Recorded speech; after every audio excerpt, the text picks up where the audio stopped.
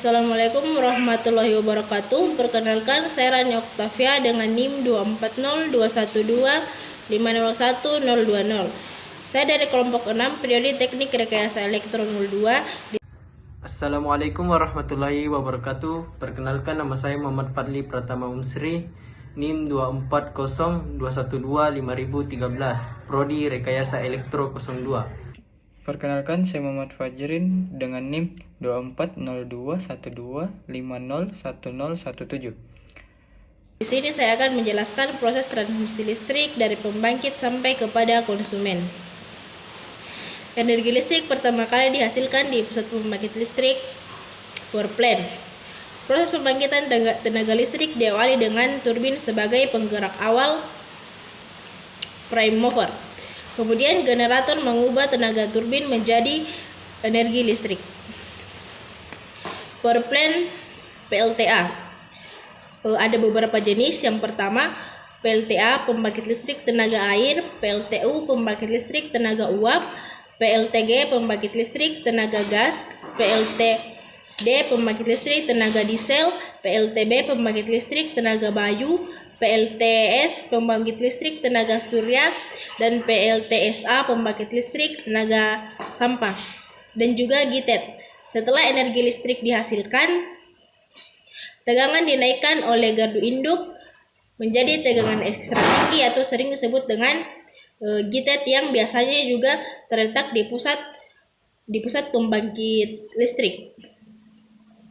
Transformator adalah alat utama di GTET yang berfungsi menaikkan tegangan generator, yakni dari 11,5 kV sampai menjadi tegangan ekstra tinggi, yakni 150 kV. Dan sekian dari saya, dan Saya akan melanjutkan materi tentang transmisi listrik. SUT atau SUTET. Selepas dari GTET, energi listrik disalurkan melalui saluran udara tegangan tinggi atau SUT, atau saluran ke udara tegangan ekstra tinggi atau SUTET ke gardu induk. SUT adalah saluran yang digunakan sebagai transmisi listrik antara wilayah dengan tegangan 70 sampai 150 kV.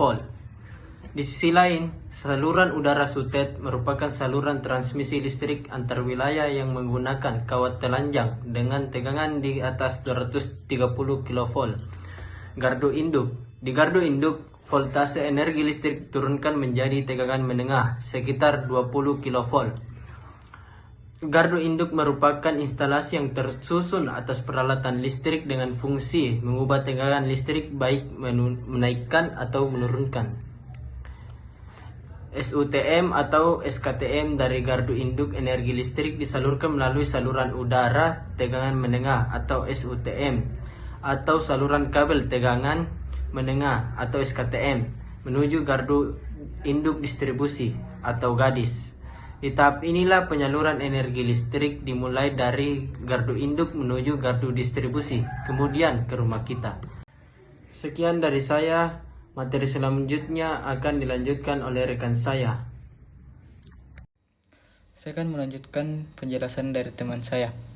SUTM adalah jaringan kawat tanpa isolasi yang terbentang di udara dan disangga oleh tiang listrik.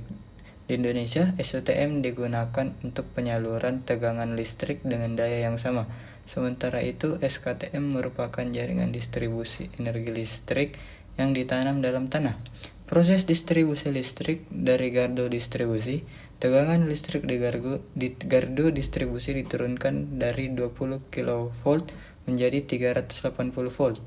Gardu distribusi merupakan salah satu komponen dalam sistem distribusi energi listrik yang berfungsi menghubungkan jaringan konsumen dengan tegangan menengah atau rendah.